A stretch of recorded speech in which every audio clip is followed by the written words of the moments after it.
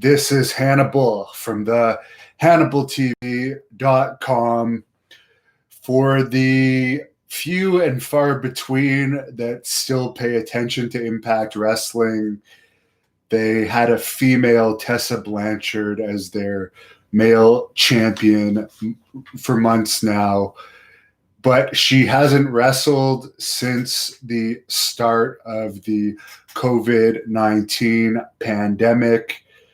And now Impact is saying that they are firing her and stripping her of the title, which I find very funny because according to this report from PW Insider, Blanchard's contract is going to run out before the next Impact Wrestling pay-per-view where she was supposed to defend the title.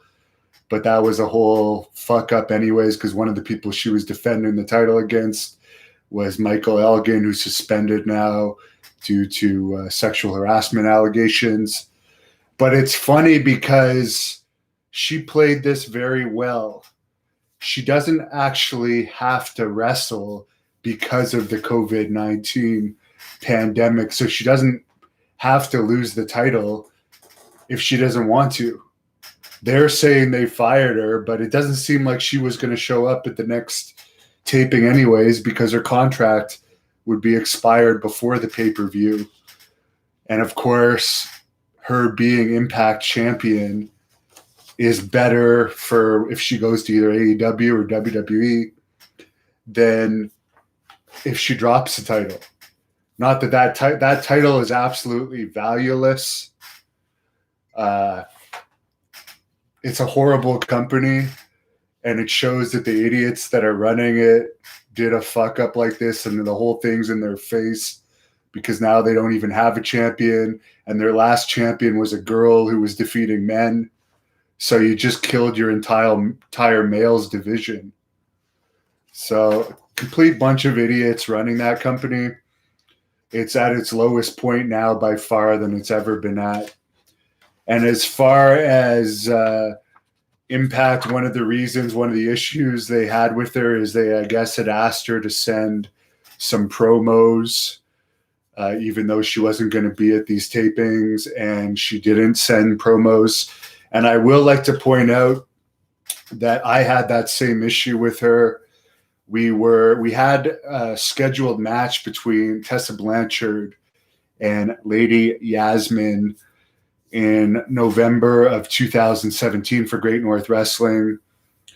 She would not send any promos or do any media before the show, which pissed me off because part of being a wrestler, you're supposed to help promote the show that you're going to be on. Ultimately, unfortunately, she missed her connection flight and she didn't even make it to the show. But that is not her fault.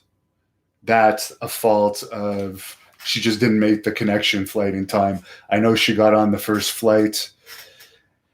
But the bad part about it is she wouldn't do a video explaining after that I could post either, explaining to at least the fans that, hey, I didn't make the show. It was a connection issue. And some fans did ask for refunds because she wasn't there. And not only that, but I saw her twice since then. Once at a PCW Ultra show and once at a WrestleMania weekend autograph signing. And both times she wouldn't do an interview with me to just apologize to the fans, like Haku did when he had an issue and couldn't make his flight for Great North Wrestling. So I know for a fact she'll be in either WWE or AEW, whoever can pay her the most. Obviously, her father, Tully, is already in AEW, but WWE is probably not going to want AEW to get her. So they'll probably offer her more money, I would suspect. But either way, I would expect, especially now that she's fired, we could see her in either one of those companies, despite Impact saying that she has attitude. She does.